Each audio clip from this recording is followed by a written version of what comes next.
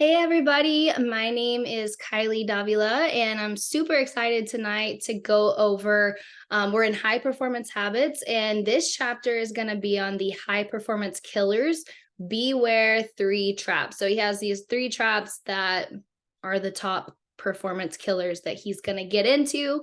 And I feel like they're really good perspective. It kind of just basically it's this chapter is kind of like a warn, like here's some warning signs, watch out.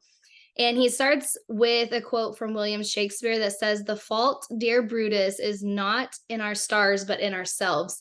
And I love the quote because ultimately it's not like, oh man, this is happening and can't control it. I think it's encouraging to always know that we have the ultimate control of our outcome and it's never dependent on anybody else. And I think that's always super encouraging to know we can always fix it and it's up to us. So the chapter is about failure, but it's not just about any kind of failure. It's about a fall from grace. The fall from grace that high performers can experience when they get so good that they forget what made them successful. This chapter is basically the anti-practices of high performers. And like I said before, the warning signs. So where he got these three traps from, he surveyed, and I don't remember the number, maybe 500, I can't remember, but he surveyed these high performers to see. He wanted to know what had brought the end to their previous winning streaks. And so from this survey, that's where he came up with these three. And he says the real traps are internal, negative patterns of thinking, feeling, and behaving that slowly kill our humanity, our zest, and our well being. The traps are superiority, dissatisfaction, and neglect. So, jumping into trap number one, superiority, he quotes John Maxwell to start, and he says, "There are two kinds of pride, both good and bad. Good pride represents our dignity and our self-respect. Bad pride is the deadly sin of superiority that reeks of conceit and arrogance." And I love anything with John Maxwell. And I thought that quote was really good too. But high performers, by definition, he says they outperform so many people around them. So if you become a high performer, just by definition, you're outperforming most of the people around you. And where superiority starts to come in is when you start to get a big head, when you start to think you're special, when you're separate from, better than, or more important than others. So he kind of gave a list of four things to say, here's how to know when superiority has infiltrated your mind. Number one, you think you are better than another person or group. Number two, you're so amazingly good at what you do that you don't feel you need feedback, guidance, diverse viewpoints, or support. Number three, you feel that you automatically deserve people's admiration or compliance because of who you are, what position you hold, or what you've accomplished. Number four, you feel that people don't understand you, so those fights and failures are surely not your fault. It's that they just can't appreciate your situation or the demands, obligations, or opportunities you have to sort through daily. When any of these realities is a constant in your life, you've begun the decline, even if you don't know it yet, which kind of goes to that character Don that he's talking about in the beginning of the chapter. And he's saying that, Don is on this decline and he doesn't even know it yet. But he told him, hey, in 6 months from now, he kind of predicted for him what's going to happen because Don is like, obviously it's infiltrated his mind. And then it goes into talking about isolation and kind of that mindset of like, people don't understand and the world doesn't understand what I'm going through. It's lonely at the top and stuff, mindset stuff like that. And he's saying that all isolation is ultimately it's self-imposed. We end up soloing, we destroy the sense of connection and camaraderie that makes high achievement fun and worthwhile. And he also says that the odds are pretty good that someone somewhere has gone through what you're going through and can easily understand your situation and advise you through it. Someone out there has already solved the dilemma, mastered the thing you believe makes you so different from others. And so basically your thought that, it's only me, nobody else can understand is not true. People really can understand your struggle. And then he kind of gets into towards the end of this trap number 1, he's getting into like, hey, remember where you came from? Like, have you forgot that you were once a mess? And he's also saying that the same resources you have are also available to everybody else. Now, whether they choose to use the resources or the training or the whatever, that's up to them. But ultimately, everything is trainable. And so anybody could get to where you're at. They have the same opportunity if they want to. And so it kind of just brings you back, humbles you to know that you're not so great, like anybody else could do it too. And you want to give others that same opportunity. And he says that the first step is always awareness. I think self-awareness is so important for so many different things in life. And then he says humility is a foundational virtue that enables many other virtues to grow. And then he gives 5 different ways that you can kind of help practice humility. And that's pretty much it for trap number 1. Trap number 2 is dissatisfaction. And he says satisfaction must accompany striving for optimal performance. And those who are never satisfied are never at peace. I thought that was so good because we all want peace. And I do find that people who are not content or satisfied, they don't ever find peace or seem at peace. It's like, I have people in my life, in my immediate family that I'm like, oh my gosh, yes, this is so true. So dissatisfaction is disconnection. And then I'm going to read a little bit of this paragraph here. He says dissatisfaction causes them to obsess about the negative, leading in turn to a habit of missing what's working and failing to praise or appreciate others. This negative focus prevents the kind of gratitude that makes life magical and leadership with others possible. The nothing is good enough, never settle mentality also compels them to discard too quickly what's in front of them and move on to the next thing. And with that, no real appreciation or memory of achievement is forged in their mind. And so they are just busy and empty ghosts on a hunt for some dream day when they might have perfection. And I actually, when I read this, I like reversed it to saying me, like, so I was like, okay, if I'm doing this, then I'm just going to be so busy. I'm going to be an empty ghost on a hunt for some dream day when I might find perfection. I try to like turn it around to really give myself the perspective of what this means. And then he talks about maladaptive perfectionism. He says this is the kind of perfectionism in which you have high standards, which is a good thing, but you're always beating yourself up for any imperfection, which is a really bad thing.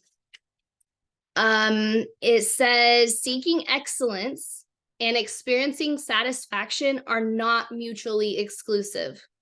Just because you're satisfied, that does not mean that you're settling.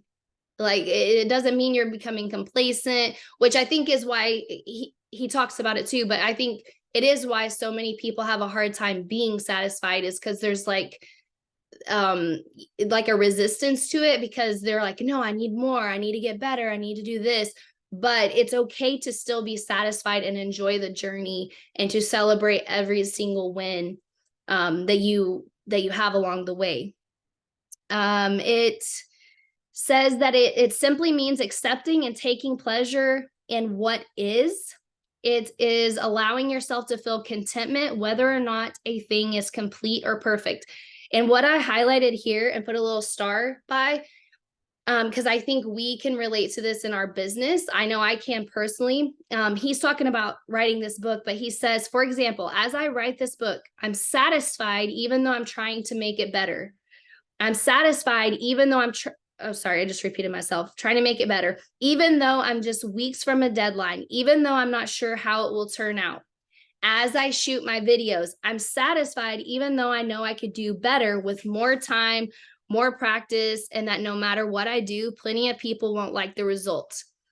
I loved that because in this business, when we start to like grow out of our comfort zone and maybe do an opportunity event or make a post or do a live, or get on our stories, like I have to fight that a lot. And in the beginning, I used to think like, no, I'm not prepared. I can't, I need to study this more and I need more time. I need to make this perfect. But you just getting on and being satisfied for where you're at and just get on and do the video or make the post, it is so much better than you thinking like you have to keep perfecting. It's okay to be satisfied and know, hey, if I was to spend more time on this, I can get better, but I'm really satisfied for showing up and doing what I did with what I had. So he says, if you have become habitually satisfied, it's going to destroy your influence with others. And as you now know, influence is critical to your long-term success. And then he also talks about things that have happened and how, like, okay, yesterday's yesterday. And he says, yesterday did not make it through last night, and this morning's sunlight belongs to a fresh new day. Really liked that a lot. Okay, so trap number 3 is neglect. And basically, this is obsession in one area of life that hurts another area, setting off a negative cascade of events and feelings that eventually unseats the high performer. And he has 2 things that he goes into here. The first one is obliviousness, which is meaning like you're so focused in one area that you're completely unaware of the growing problems in another. And then there's the overreaching, which he says is going for too much, too fast, in too many domains. He talks about how when you're good, you have this impulse to just like want more and want more. But he says it's often about less, zeroing in on just a few things that matter and protecting your time and your well-being so that you can truly engage those around you and to keep the main thing the main thing. And I think last thing, and then I'm going to open it up. Yeah, I'm right on time. Okay.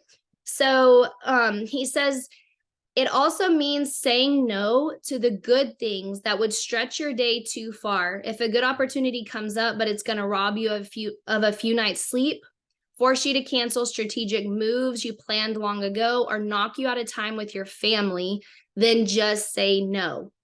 Cramming your day so full that you have no time for thought or rejuvenation just makes you tired and irritable. And he says, this is why I encourage all high performers who want to keep rising to say no to almost every opportunity in their mind first, then force themselves to justify it before ever giving a yes. So basically the no's help keep you focused. So those are the 3 traps. And I'm just going to open it up to y'all's top takeaways on the 3 traps. Maybe you have a specific scenario you want to speak to in your life or something that's happened, or just, I'd love to hear your top takeaways on these 3 traps that he mentions. So it's open for discussion. So the last one just really is hitting home this week because I told my sponsor that I think I'm a workaholic. And she said, I'm not, I'm just a driver. And some of you know that I paid a lot of money to be personally mentored by Eric Worre. And I just started this week, and it was like he could read my mind. So everything he was talking about was you see more and you want to do more and you want to do all the things. And I'm like, I'm also trying to raise my kids and be married, and how do I be a good wife and mom and do all of these things that I want to do, because my brain is constantly racing. And the only way to do that when you are a heavy producer, high performer, a driver, whatever you want to call it, someone who likes to work a lot, is to keep your priorities in order. You have to schedule family time. You have to schedule time with your kids to do the important things, because if you love to work, you could do that all day long and then feel guilty about everything else. And then you're not going to be productive. So I just thought this was very timely chapter. And I'm like, this is probably one of my biggest struggles because I could just keep going and going and going. And there's even more ideas in my head and they just never stop. So I like that reminder that this is actually an important part of our success, is keeping our priorities in order. I was the same way. I would constantly take on way more than I could handle. And I would dabble in completely different categories. So I would find myself burnt out, stressed out, overwhelmed, and not get anything accomplished, or accomplish it like very mediocre. So I've learned just over the last couple of years that quality over quantity wins every single time. And if I wanted to start something new, I had to finish what I've already started. That's easier said than done because there's a lot of things, just being creative and wanting to get a lot of things done and just being a high performer. I like to do things. I always say I thrive in chaos. I'm one of 6 kids, so there was never like a dull moment growing up, and we had to work for what we wanted. And I still have that mentality now, that I just have to keep going, keep doing things more and more and more. And it's not really the truth. It's actually pouring into what really matters and what's going to be the biggest success for you right now, and doing all the other things at other times. But prioritizing, like Fallon was saying, is definitely the number one thing that I want to get better at and really focus on. So I really love this chapter.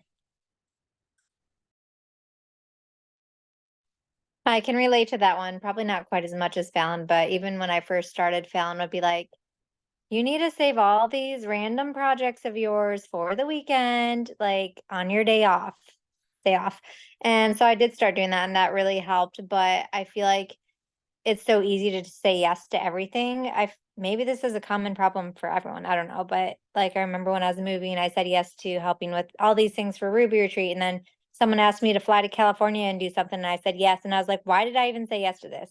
So I'll like say yes and just do it all, and then I'll freak out. And my husband gets to deal with my mental breakdowns. So I've had to learn to say, Fallon taught me, she's like, tell people you'll think about it. They don't need an immediate answer. So that really helped me, just like realizing that people don't have to hear yes right away, or if it doesn't fit into my priorities, like flying out to California for some random thing to decorate, like that's not going to get me to diamonds. So no, it's not important. So that, and then the perfectionism, like, oh, waiting for the perfect reach out post, or not post, like message to message someone. Like sometimes it feels like if you want to perfect something, you're just never going to do it. So you just have to learn along the way and do the things, and try to do it as well as you can, but not let that stop you from just doing it. The whole like trap number 2, the dissatisfaction, I related to that a lot because I think it goes back to even when I was a kid. It's not even just with this business. Like, you know, I was always told to like never settle until I was the best at something. Especially when it came to sports and everything like that. Like it was just drilled into my head, like you have to be the best, don't settle, keep, don't stop until you're at the top. And it was like I never got to take a minute to like be satisfied with where I was at that time. And I can feel myself like it kind of does carry over to my business, because it's hard for, like, I just have that mentality of like, go, go, go, don't stop, never settle until I'm at the top. And I haven't taken a whole lot of time to appreciate everything that I have accomplished so far. I mean, yeah, like I'm happy, I've, hit these achievements and I've accomplished things, but it's like, maybe I just need to take a minute and just appreciate it and be satisfied with where I'm at in this moment. I mean, I do want to get to the top, but I need to be satisfied with where I'm at.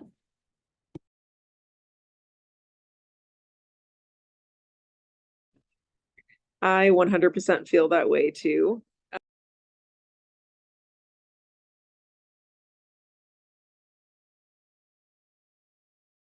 Oh, Mandy, I think you're muted now.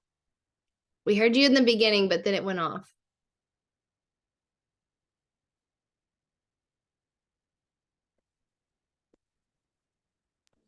How about now? Yes, now I can hear you. Okay. I was just saying that so I'm starting out at the very beginning. And so the last 2 points of like being dissatisfied and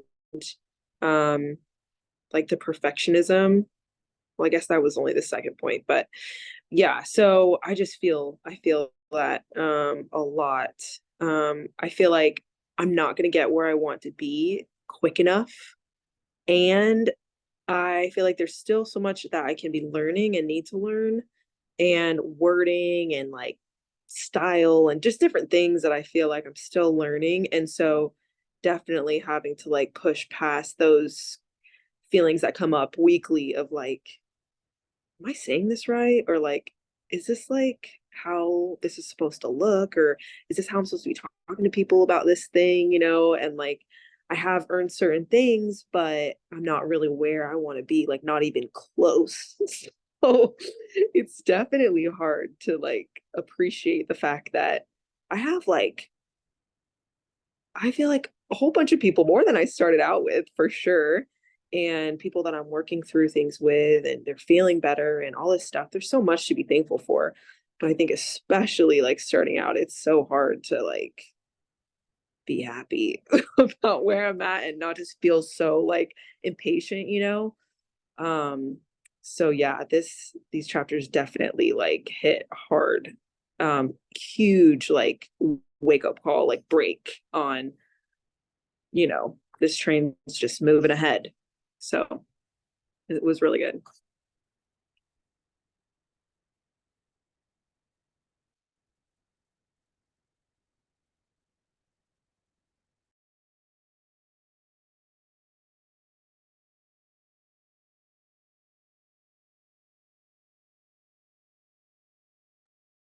It's definitely such a balance between just getting complacent, which can feel like being comfortable, and appreciating where you're at while still wanting more and still like looking towards the next goal and where you're going.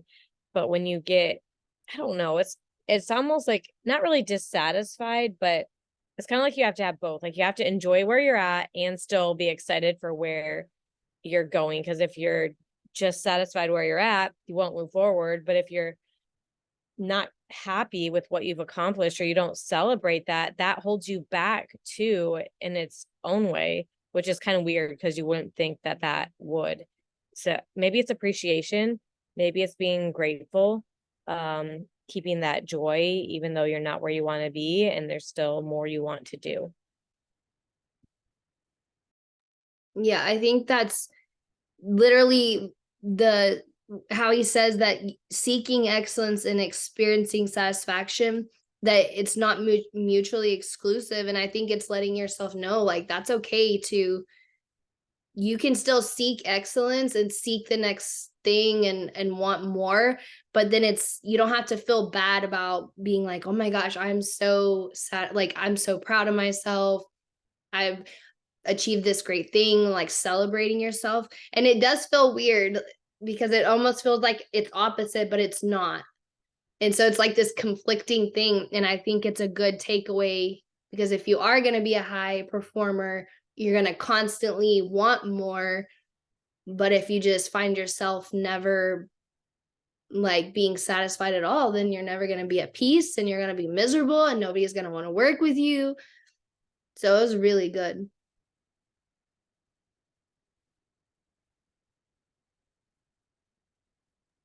I want to say too, like, I'm thinking about the people that I'm going to be leading, and I don't want them to feel that way. Like, I would want them to be excited for the things that they've accomplished, whether that's one person under them, 2 people, you know what I mean? Like, they made it to their big goal or whatever it is. Like, I would not want them to feel just like dissatisfied the whole time until they make it to diamond, you know? Like, so I need to be leading the way that I would want my people under me to, you know, be doing their business too. So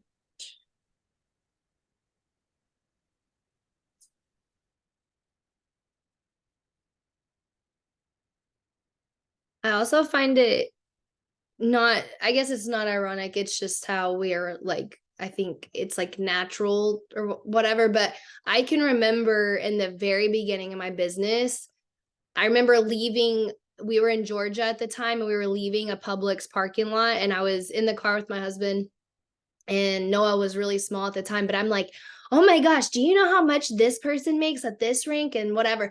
And I remember telling him Ruby, and I was like, if I could just hit Ruby, like, look how much money Ruby money is. Like, oh my gosh, can you imagine? I remember telling him that. And for me, I had put the lid of like Ruby, because I really, you know, I was like, I think I can do this, but like Ruby just seemed like so far away. And so now here I am, and it's so crazy to me because I hit Ruby, and then I hit senior Ruby, and it's like I'm like, oh my gosh, but what about diamond, and what about, and it's like, no, enjoy my journey while still striving for more. And I remember somebody saying this too, is like, somebody would love to be where you're at. And that was absolutely true for me too. When I first got started, I would look at somebody who is already at gold and like, oh my gosh, if I could just be at gold, like they're at gold, they're so lucky, you know, just stuff like that, like those little sayings you say in the beginning. But it's like they're praying to get where you're at, and always remembering that too.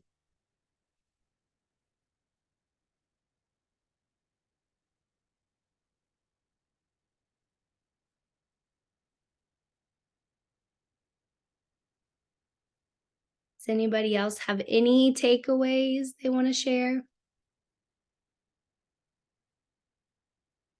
I was just gonna say, I love everything y'all shared. And y'all, I lost my voice from Monday's call. That is not a lie. But I think the biggest thing he talked about, and I remember starting my business, was, you know, just the overwhelming feeling of not like looking at like, you know, 1,500 points or 4,500 points and thinking, how will I ever get there? And so I think everything he says in this is like, be thankful for where you are and the process that's getting you there. And he said, like, don't forget, you know, what got you there. You know, you get concerned with all these things and these things that you forget that gratitude, and you forget to enjoy the process of that. And it's true. And I think that's definitely what I've learned over the years, is being thankful for every moment, you know, like we'll say, but then still like, okay, you know, what's next? Like knowing that there's more growth there. And now, you know, to be able, you wake up on the first of the month and you're emerald points, you know, like it's an incredible feeling. But it's remembering what got you there. And he says, like, go back to the positive habits that brought you to that level of success. Go back to those. You know, we're constantly saying, well, what worked before? You know, what are you missing out on now? Are you trying to complicate stuff too much or do too much? And he said, you know, slow down, be more strategic, say no. And I think that's smart, is running your business smart, to where, like I heard a few of the ladies say, you don't have to say yes to every single thing, you know, like if it's not a school event, but something that's not impacting my family or my business or my children, I'm okay to say no to that. And that's okay, right? Because I get caught up in thinking that I've got to please everybody. But so I just think the biggest thing was just always being grateful and remembering absolutely 100% what got me there. And and he said it here. He said, the best way to avoid neglecting something important is to teach others to value that very thing. So he talked about, you know, teaching your children patience or whatever it might be, that you're valuing that, and throughout your business and your family life. So, okay, my voice is going worse, guys. I gotta stop.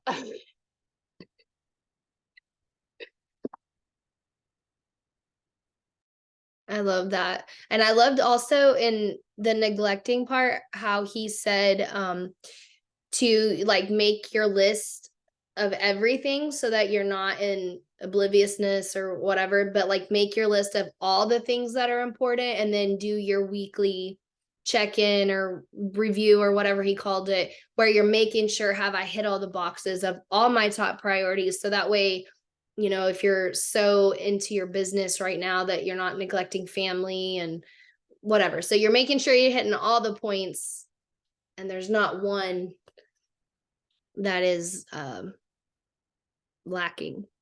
Oh, and adding to that, that's good. But also, I think not being afraid to ask for help and humility. Like I still say to Fallon, hey, where can I grow? What do you see that I need to grow? And I take that as, you know, I'm not being defensive or like, oh, this is awful. Like I want that feedback, you know? And so I think that's important, is letting those people say those things. And, you know, Eric Worre talked about that, is asking for permission to sometimes say those hard things that we don't want to hear, but are going to make an impact on our lives, our business, our family, everything. So that was a good reminder, Kylie.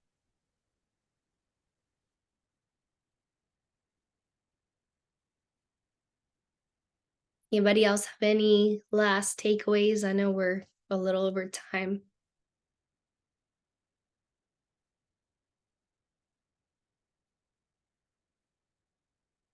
All right, well, I'm gonna end it and I will see you. Are we meeting next week, right? It's just the week after will be Christmas. No, we'll be here next week, right? I'm like, I don't even know what the date is. All right, thank you guys. I'll see y'all next week.